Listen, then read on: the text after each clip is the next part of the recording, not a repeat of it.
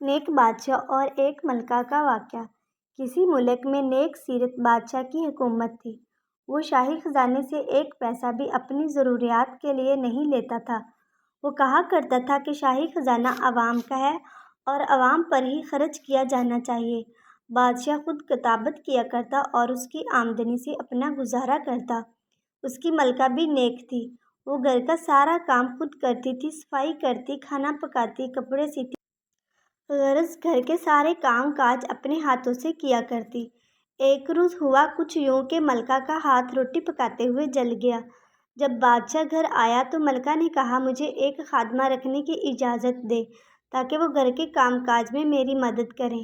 بادشاہ نے کہا، ملکہ تم جانتی ہو کہ میں شاہی خزانے سے ایک پیسہ بھی نہیں لیتا، اس لیے کہ یہ عوام کا پیسہ ہے اور میری آمدنی اتنی نہیں کہ میں ایک خادمہ رکھ سکوں، کیونکہ میری آمدنی میرے ہاتھ کی کمائی پر ہے، اور کتابت سے اتنی آمدنی نہیں ہوتی کہ میں ایک تمہارے لیے خادمہ رکھ سکوں۔ مزید بادشاہ کہنے لگا کہ اگرچہ میں بادشاہ ہوں مگر حقیقت میں ایک عام غریب آدمی ہوں۔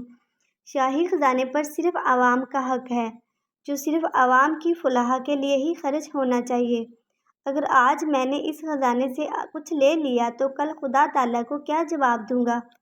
ملکہ تم حلال کی کمائی پر صبر و شکر کرو، بروز قیامت خدا تعالیٰ تمہیں اس کا بہت اجر دے گا۔ بادشاہ کی ملکہ بھی چونکہ سمجھدار اور نیک خاتون تھی، اس لیے پھر سلطان سے اس سلسلے میں کچھ نہ کہا اور گھر کے کام کاج خود کرتی۔ اس لیے کہا جاتا ہے کہ خدا سے دوستی رکھنا ہو تو اپنے ہاتھ سے کماؤ اور حلال رزق سے اپنے اور خاندان کی کفالت کرو۔ اللہ ہمارے حکمرانوں کو بھی ایسی سمجھ عطا فرمائے، آمین۔